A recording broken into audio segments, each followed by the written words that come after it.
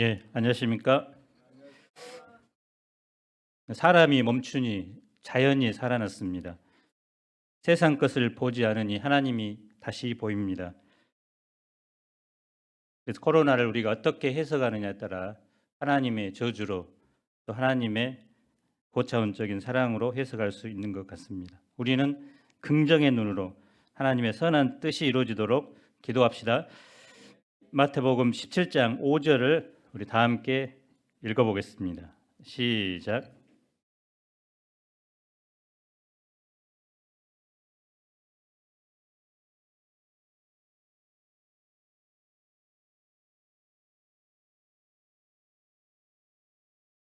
남의 말을 귀 기울여 주의 깊게 듣는 것을 경청이라고 하죠.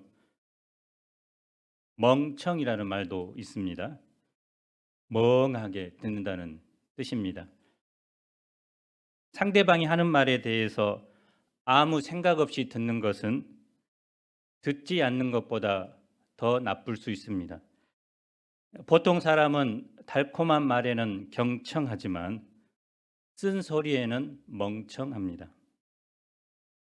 로마의 영웅 줄리어스 시저는 사람은 자기가 보고자 하는 것을 보고 듣고자 하는 것을 듣는다고 했습니다.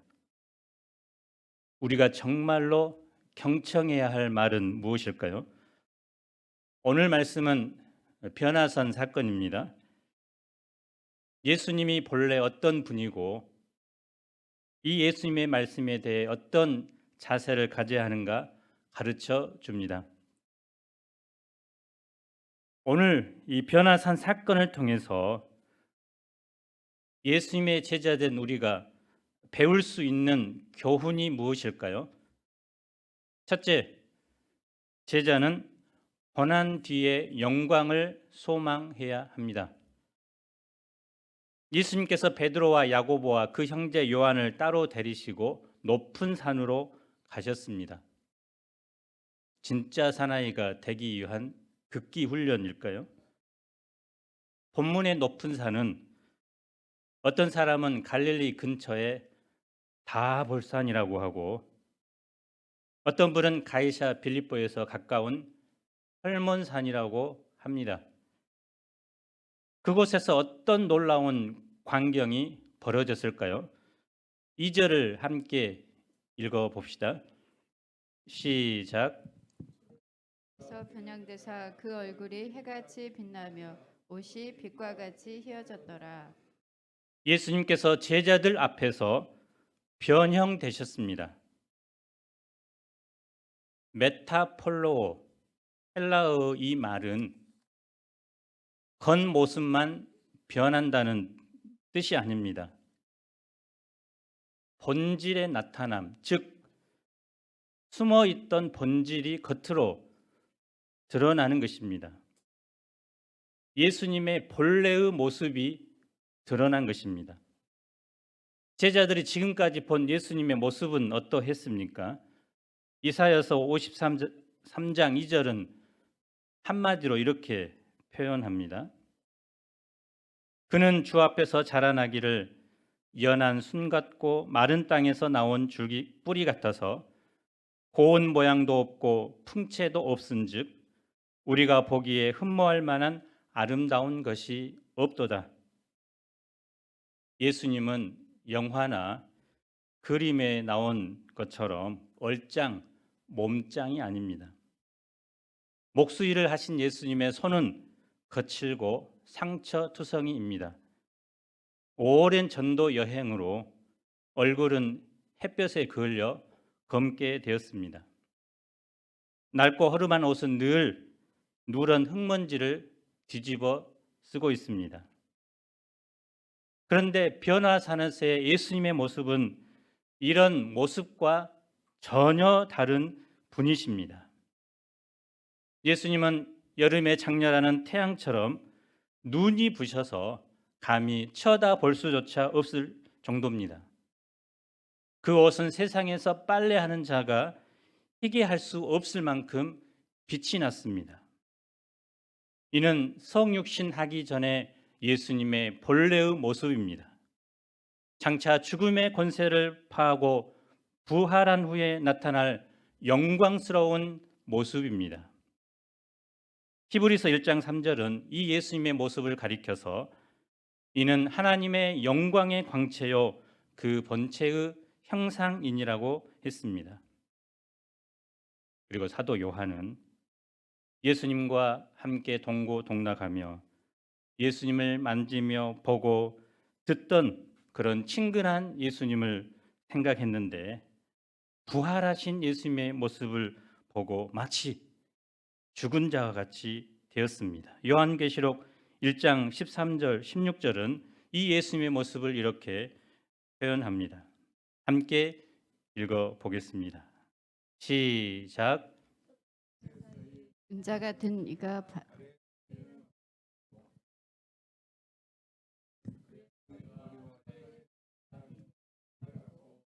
눈 같으며 그의 눈은 불꽃 같고 그의 발은 풀무불에 단련한 빛난 주석 같고 그의 음성은 많은 물소리와 같으며 그의 오른손에 7별이 있고 그의 입에서 좌우에 날성검이 나오고 그 얼굴은 해가 힘있게 비치는 것 같더라. 그 얼굴은 해가 힘있게 비치는 것 같더라. 제자들은 예수님과 함께 살았지만 하나님의 아들로서의 영광을 제대로 보지 못했습니다. 예수님은 이런 그들의 마음 속에 고난의 모습 뒤에 숨겨진 영광스러운 예수님의 모습을 각인시켜 주셨습니다. 해같이 빛나는 예수님의 영광을 마음에 품고 그들도 자기를 부인하고 자기 십자가를 지고 예수님을 따를 수 있도록 도운 것입니다. 그런데 이런 영광은 예수님의 영광뿐이 아니라 예수님의 고난에 동참하고 인내하며 믿음으로 산 자들에게 주시는 영광이기도 합니다. 그래서 요한일서 3장 2절은 이렇게 말씀합니다. 사랑하는 자들아, 우리가 지금은 하나님의 자녀라. 장래에 어떻게 될지는 아직 나타나지 아니하였으나 그가 나타나시면 우리가 그와 같을 줄을 아는 것은 그의 참모습 그대로 볼 것이기 때문이니. 그래서 우리가 예수님의 이런 영광스러운 모습이 우리 마음에 분명히 새겨지면 기쁨으로 자발적으로 주님의 고난에 동참할 수 있는 것입니다. 둘째, 제자는 예수님의 말씀을 들어야 합니다. 3절을 보십시오. 예수님이 모세와 엘리야와 더불어 대화합니다. 모세와 엘리야가 누굽니까? 모세는 구약 율법을 받은 자로서 율법의 대표고 엘리야는 구약의 선지자의 대표입니다. 그들은 가장 어려운 시기에 하나님의 구속 역사를 섬기느라 많은 고생을 한 사람들입니다. 모세는 40년 동안 광야에서 200만이 넘는 이스라엘 백성을 가나안 땅까지 인도하기 위해 말할 수 없는 고생을 했습니다. 젖과 꿀이 흐르는 약속의 땅에 들어가기를 사모하고 사모했지만 눈으로만 보고 죽습니다. 엘리야는 불신과 우상 숭배가 가득한 아합 왕 시대에 홀로 450명의 바알 선지자들과 싸운 사람입니다. 그는 악녀 이세벨을 피해 도망가다가 너무 괴로워서 여호와여 넉넉하오니 지금 내 생명을 거두시옵소서라고 기도하기도 합니다. 이들의 공통점은 무엇입니까? 세상에서 죽도록 고생만 한 것입니다. 아무런 영광도 누리지 못했습니다. 그런데 그들은 지금 부활하여 예수님의 변형 되신 예수님의 곁에 서 있습니다. 영광스러운 모습으로 나타난 것입니다. 이는 장차 우리 신자들이 이처럼 영광스러운 모습으로 부활할 것을 보여줍니다. 무엇보다 예수님께서 두 사람과 대화하신 내용은 예루살렘에서 죽으실 것입니다. 이는 예수님의 죽으심이 바로 하나님의 뜻이고 구약의 예언을 이루기 위한 것임을 보여주기도 합니다. 그러면 이 놀라운 광경, 변형되신 예수 그리스도, 그리고 수천 년, 수백 년 전에 돌아가신 모세와 엘리야를 본 제자들의 반응이 어떠했을까요? 4절을 보십시오. 베드로가 예수께 여쭈어 이르되 주여 우리가 여기 있는 것이 좋사오니 만일 주께서 원하시면 내가 여기서 초막 셋을 짓되 하나는 주님을 위하여 하나는 모세를 위하여 하나는 엘리야를 위하여 하리이다. 당시 이스라엘 백성은 애굽에서 구원받고 광야에서 살던 때를 기념하기 위해서 매년 지붕이나 또 마당에 초막을 지어 약 일주일 정도 그 안에서 살았다고 합니다. 초막을 짓고자 한 것은 일종의 기념관을 짓는 것입니다. 우리도 3.1절, 또 광복절을 기념해서 기념식을 행하고 또 기념관을 짓기도 합니다. 만세를 부르기도 합니다. 베드로는 그동안 열심히 예수님을 섬기며 따랐습니다. 그런데 예수님을 따르는 길이 기쁜 일도 있었지만 대부분 어려웠고 힘든 일이었습니다.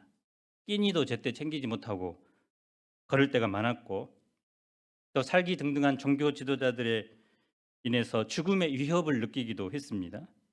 늘 병들고 연약한 사람들을 섬기는 그 제자 생활이 때로는 피곤하게 느껴졌고 아이고 이제 좀 쉬고 싶기도 했습니다.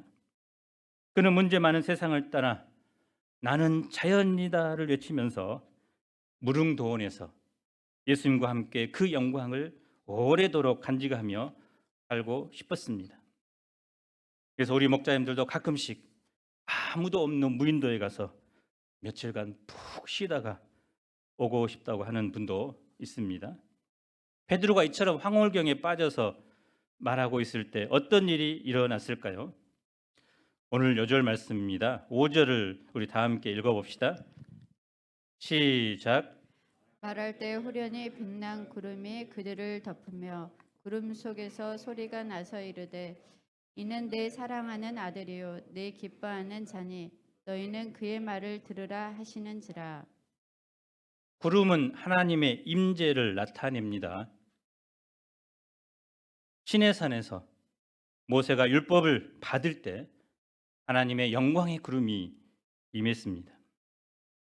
그런데 하나님께서 직접 음성으로 들려줄 때는 그거 흔치 않지만 하도 답답해서 직접 제자들에게 말씀으로 찾아오신 것입니다. 직접 개입하셔서 구름으로 그의 입을 막으셨습니다. 하나님은 먼저 예수님의 정체성에 대해 말씀해 주십니다. 예수님은 하나님의 사랑하는 아들입니다. 하나님은 예수님께서 세례를 받으실 때도 예수님께서 사랑하는 아들이라는 사실을 직접 증거하셨는데 이제 새 제자들에게도 예수님께서 하나님의 사랑받는 독생자라는 사실을 친히 증거하신 것입니다. 나타난 이 모세는 하나님께서 세우신 언약의 중보자였습니다. 이스라엘 백성은 그 언약의 중보자 모세가 전한 그 율법을 듣고 그 율법을 어찌하든지 순종하고자 노력했습니다. 그런데 예수님은 하나님께서 세우신 새 언약의 중보자입니다. 그러므로 제자는 이제 모세의 율법이 아니라 하나님께서 친히 세우신 하나님의 아들 예수 그리스도의 말씀을 듣고 순종해야 합니다. 너희는 그의 말을 들으라. 영어에는 listen to him이라고 나와 있습니다. 제자들의 문제점을 정확하게 지적해 주고 또 방향을 주는 하나님의 음성입니다. 제자들의 문제는 뭐라고요? 예수님의 말씀을 듣지 않은 것입니다. 영어에 히어링이 있고 리스닝이 있습니다.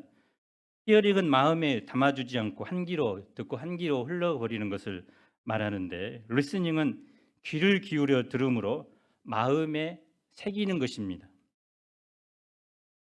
그러면 제자들은 무슨 말씀을 들어야 할까요? 물론 예수님이 하신 모든 말씀을 다 들어야 합니다. 사실 제자들이 예수님의 말씀 모두를 반발하고 거부한 것이 아니죠. 그 누구보다도 말씀을 잘 들어왔습니다. 잘 들었기 때문에 오늘날의 제자들이 된 것입니다. 베드로와 야고보와 요한은 다른 제자들보다도 더 잘 들었기 때문에 핵심 제자들이 되었습니다. 그런데 이 순간에 그런 제자들에게 들으라고 하나님께서 친히 나타나셔서 말씀하신 이유가 무엇일까요? 부담스러운 말씀, 듣고 싶지 않는 말씀까지도 들으라는 것입니다. 예수님께서 예루살렘에 올라가 고난받고 죽으시고 부활하신다는 그 말씀도 들으라는 것입니다. 예수님을 따르려면 자기를 부인하고 자기 십자가를 져야 한다는 말씀도 들으라는 것입니다. 사실 그들은 다른 것은 몰라도 이 말씀만은 듣고 싶지 않았습니다. 그만큼 그 말씀이 제자들에게는 받아들이기 힘든 내용입니다. 그동안 많은 고난을 참고 인내할 수 있었던 것은 장차 예루살렘에 올라가면 그리스도께서 세우실 눈에 보이는 그 하나님의 나라를 소망했기 때문입니다. 그들은 이제는 좀 편해보고 싶고 또 안락해 보고 싶고 또 여유로움을 누리고 싶었습니다. 나이도 있고 세상 친구들과 비교의식도 들었습니다. 제자 생활 초창기는 몰라도 지금은 정착하고 기반을 닦을 때라 생각했습니다.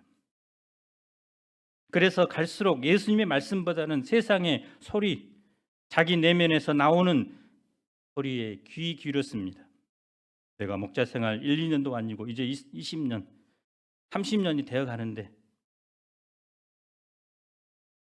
지금까지 또 계속해서 캠퍼스 목자로 또 소감 쓰고 또 일용할 양식 쓰고 이런 것들 해야 되나 그런 생각이 문득문득 들 때가 있습니다.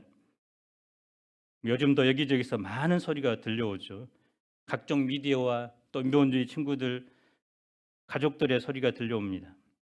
그래서 이 세상의 모든 그 소리들을 모아보면 한결같이 십자가 없는 너 자신의 삶을 살라는 것입니다. 너 자신의 삶을 살아라. 자녀들을 위해 살지 말고 너의 삶을 살아라. 남편을 위해 살지 말고 너의 삶을 살아라. 교회를 위해 살지 말고 너의 삶을 살아라. 너의 행복이 인생 최고의 가치다. 이것이 오늘날 우리 시대를 지배하는 시대 정신입니다. 그것뿐만이 아닙니다. 내 안에 욕망의 소리도 들려옵니다. 내 청춘 이렇게 지나가는 것은 너무 억울하잖아. 더 늦기 전에 불타는 사랑 한번 해봐야 하지 않겠어? 코로나19 상황도 있고 목자 생활 할 만큼 하지 않았어? 이제는 나만의 삶을 사는 것도 좋지 않겠어?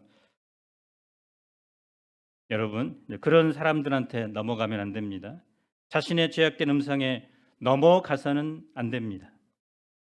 예수님의 제자인 우리는 사람의 음성을 듣기 이전에 예수님의 말씀을 먼저 들어야 합니다. 그럴 때 분별력이 생기게 됩니다. 우리가 누구의 음성을 듣는가 하는 문제는 영적 생명과 직결됩니다. 우리가 만약 예수님의 말씀을 듣지 않는다면 어떻게 영적인 기모거리인 이 세상을 향해서 하나님의 말씀을 들으라고 외칠 수 있을까요? 우리 내면이 세상 사람들과 같이 죄로 가득하다면 어떻게 세상을 향해서 회개하라고 외칠 수 있을까요?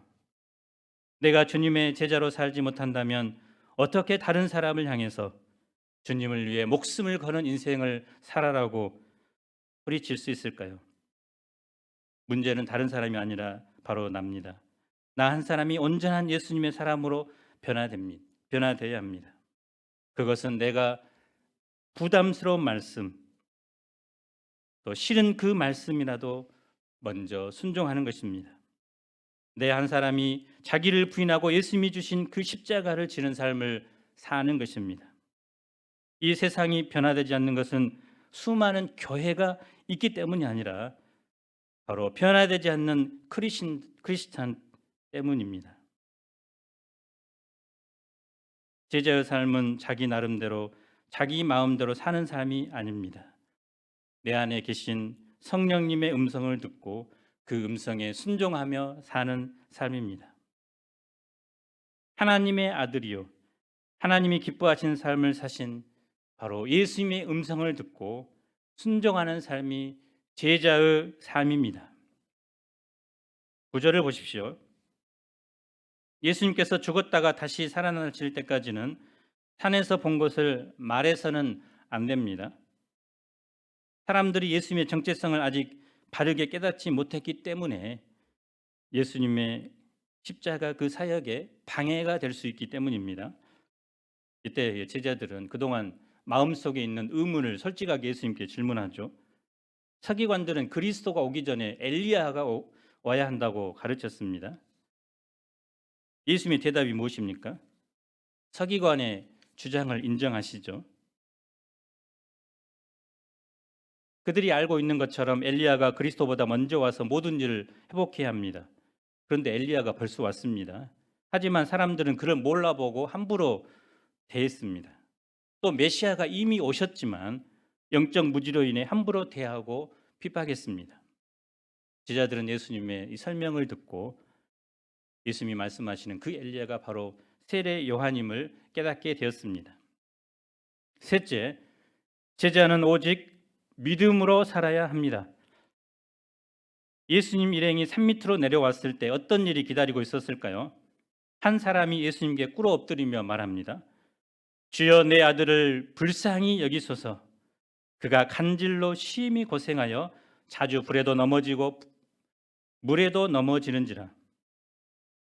귀신은 그 아이에게 들어가서 하나님의 형상을 파괴하고 그의 몸과 마음을 쇠약하게 하고 파멸로 몰아갔습니다. 누가복음은 이 소년이 외아들이었다고 말하고 있습니다. 지난주에 두 형제가 집에서 라면을 끓여 먹으려고 하다가 불이 나서 이제 지금 병원 응급실에 있습니다. 근데 그 부모 또 어머니는 그들에 대한 사랑이 없어서 수많은 사람들이 분개했습니다.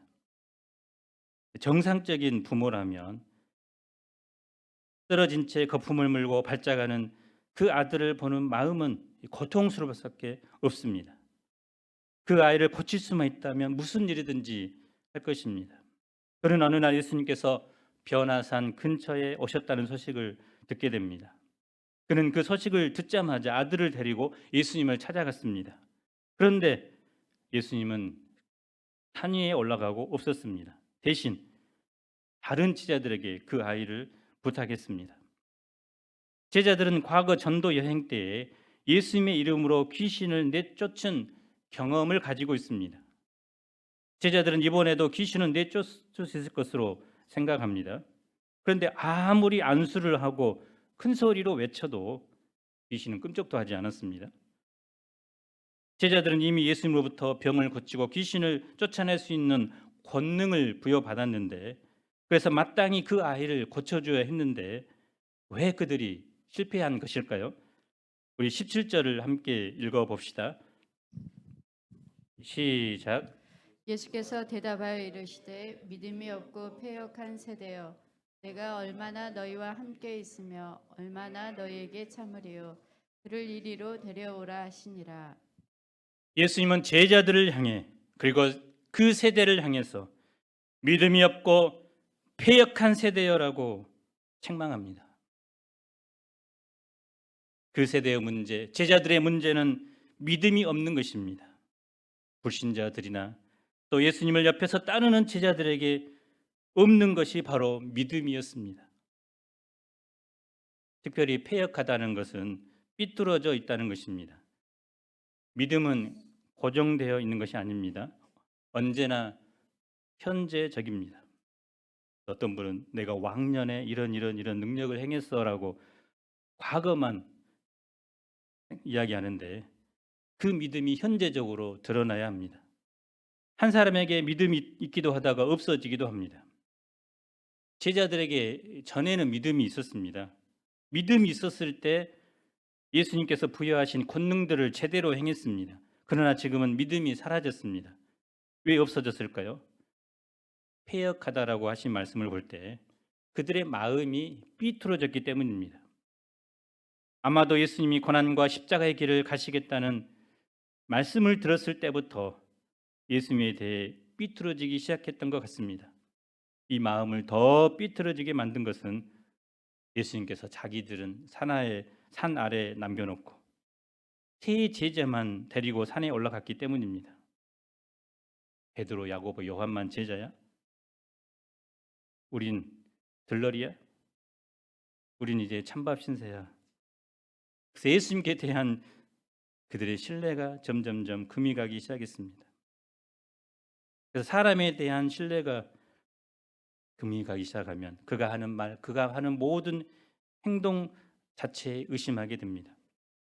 제자들은 자신들이 왜 귀신을 쫓아내지 못했는지 질문합니다. 이런 제자들에게 예수님은 말씀하십니다. 우리 20절을 함께 읽어 봅시다. 시작. 이르시되 너희 믿음이 작은 까닭이니라. 진실로 너희에게 이르노니 만일 너희에게 믿음이 겨자씨 한 알만큼만 있어도 이 산을 명하여 여기서 저기로 옮겨지라 하면 옮겨질 것이요 또 너희가 못할 것이 없으리라. 믿음이 작다는 것은 믿음이 없지는 않지만 그 믿음이 실제 삶에 전혀 영향을 끼치지 못한다는 것을 의미합니다. 겨자씨 한 알은 지극히 작은 양을 의미할 때 사용하는 관용어입니다. 믿음이 겨자씨 한 알만큼만 있어도란 말씀은 아무리 작은 양인 것처럼 보여도 실제로 믿음만 있으면이란 의미입니다. 또 산을 옮긴다는 것은 가장 하기 힘든 일을 상징합니다. 산은 요지부동의 상징입니다. 그래서 가장 작은 것과 가장 큰 것, 가장 힘든 것을 대조하고 있습니다. 오늘 본문 말씀의 근거에 보면 문맥상에 보면 이 겨자씨 하나만큼만 있어도라는 것은 예수님의 말씀을 듣는 것이라고도 할 수 있습니다. 사실 제자들이 지금은 그랬지만 사도행전에 보면 성령이 임하면 땅끝까지 이르러 증인이 되라는 그 말씀에 순종했을 때 로마 그리고 세계가 복음화되는 그런 불가능한 일들이 실제적으로 일어난 것입니다. 우리 중에 김에스라 목사님이 있습니다. 장수생으로서 어쩔 수 없이 18방위로 입대했습니다. 제대가 가까울 무렵 중대장님은 너 영 할 것 없으면 짜장면 빼는 기술이나 배워. 요즘 사람들이 그러잖아요. 빨리 이렇으면 기술이나 배워라 하고. 만약 그 말씀에 순종했다면 아마 김에스라 목사님 지금 중국집 사장님이 되어 있을 것이고 우리가 자주 시켜서 먹였겠죠. 그러나 그는 중대장의 말을 듣지 않고 믿음의 여인 어머니의 말을 들었습니다. 믿음으로 100일 남은 그때는 학력고사인데요. 학력고사를 새벽 기도로 준비하라는 그 음성을 하나님의 말씀으로 들었습니다. 도저히 안 될 것이라는 마음이 있었지만 그 말씀에 순종해서 100일간 기도하고 돌머리가 된 머리를 가지고 열심히 공부했을 때 딱 100일 만에 저대 의대에 합격하고 또 지금은 또 정신적으로 영적으로 고통하는 영혼들의 의사요 영적 의사가 되었습니다.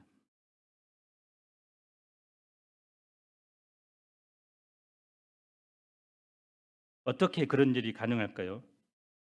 불가능을 가능하게 한 것은 사실 믿음 때문이 아니라 우리의 믿음의 크고 적음의 문제가 아니라 바로 하나님의 능력 때문입니다. 나는 믿음이 작고 또 산과 같은 문제들 앞에 할 수 있는 것이 아무것도 없지만 전능하신 하나님을 믿을 때 하나님께서 긍휼히 여기셔서 그리고 우리가 가진 그 작은 믿음을 기뻐하셔서 산을 옮기는 기적의 역사를 베푸시는 것입니다. 하나님의 능력은 가장 작은 믿음에까지 활짝 열려 있습니다.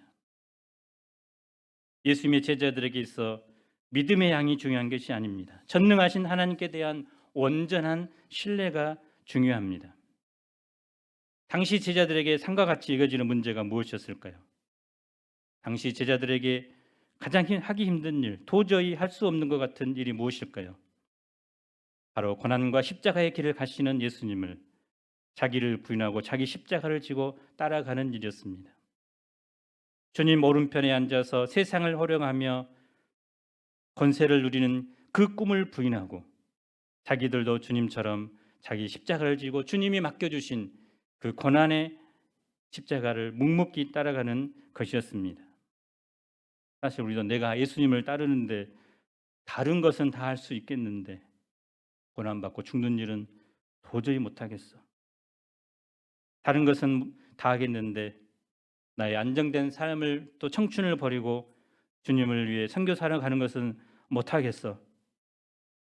그냥 여기서 할 수 있는 것이나 하자라고 생각한 분도 있습니다. 나는 못해. 죽어도 못해. 산이 옮겨질지라도 나는 못해. 거부하고 싶은 마음이 많습니다. 그러나 예수님은 무엇이라고 말씀하십니까? 만일 너희에게 믿음이 겨자씨 하나만큼만 있으면 불가능도 가능하다고 합니다. 우리 앞길에 커다란 산과 같이 가로막고 있는 것들이 있습니다. 물론 외적인 것들도 있습니다. 취직도 해야 되고 결혼도 해야 되고 어려운 시대의 제자들도 세워야 하고 그런데 이런 외적인 문제보다도 자기 자신일 때가 많습니다. 부인되지 않는 자기, 죽지 못하는 자기가 큰 산입니다. 그러나 믿음이 있으면 우리는 그 산에게 여기서 저리로 저기로 옮겨라고 명령할 수 있고 또 그렇게 된다고 예수님은 약속하십니다. 우리가 예수님을 따르면서 부딪히는 모든 문제들은 내가 할 수 있고 없고 문제가 아닙니다. 그 문제 앞에서 믿음으로 반응하느냐 그렇지 않느냐의 문제입니다. 믿음은 우리의 경험을 넘어섭니다. 믿음은 우리의 이성을 초월합니다. 그러므로 제자들은 오직 믿음으로 사는 자입니다. 세상 사람들은 돈으로 삽니다. 능력으로 삽니다. 스펙으로 삽니다. 그러나 우리는 믿음으로 사는 자입니다. 믿음으로 살면 믿음의 대상인 하나님께서 친히 산을 옮기고 불가능을 가능으로 바꾸어 주십니다. 21절에 있죠. 없음이라고 했는데 어떤 사본에서는 기도와 금식이 아니면 이런 유가 나가지 아니하느니라라고 믿음 플러스 기도를 이야기합니다. 그래서 이 믿음과 기도가 하나님의 능력을 나타내는 유일한 통로라는 사실을 주님께서 친히 말씀해 주십니다. 각자 큰 산과 같은 문제, 또 제자로서 자기를 부인하고 십자가를 지면서 사는 것, 또 우리의 취업, 결혼, 인간 갈등, 또 캠퍼스 복음 역사 등 모든 문제들이 우리가 가진 겨자씨 하나가 만한 믿음을 통해서 돌파되고 역전되는 그런 역사들이 있기를 간절히 기도합니다. 결론적으로 예수님은 본래 하나님의 아들로 영광과 권능이 충만한 분이십니다. 그러나 인간을 구원하기 위해 고난을 통한 영광의 길을 친히 가셨습니다.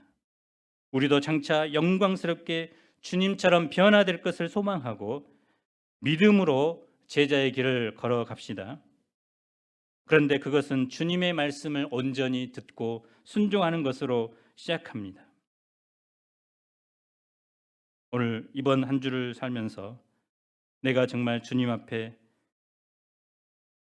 듣기 싫은 말씀, 부담되는 그 말씀이 무엇인가 돌아볼 수 있기를 기도합니다. 어떤 분은 너희가 1시 동안도 깨어 있을 수 없더냐.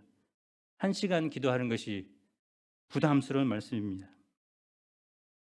저는 인생 요절로 마가복음 10장 45절 자기 목숨을 많은 사람을 위해 대속물로 주는 그 예수님의 삶이 하는 것이 실제적으로 부담스럽습니다. 그러나 그 말씀에 순종하는 것, 그것이 겨자씨 하나만한 믿음을 갖는 비결입니다. 우리가 믿음으로 불가능한 일을 도전하는 믿음의 사람들이 됩시다. 5절을 같이 읽읍시다. 시작. 구름이 그들을 덮으며 구름 속에서 소리가 나서 이르시되 이는 내 사랑하는 아들이요 내 기뻐하는 자니 너희는 그의 말을 들으라 하시는지라. 하나님 아버지, 만왕의 왕이요 만주의 주요 또 하나님의 아들 되신 예수 그리스도의 영광을 바라보고 저희가 믿음으로 자기 부인과 자기 십자가의 길을 갈 수 있도록 도와주십시오. 세상의 수많은 목소리들을 듣기보다 주님의 말씀에 경청하고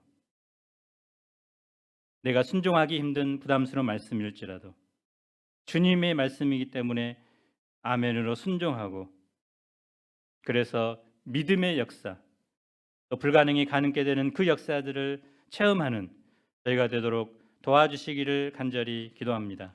예수님 이름으로 기도합니다.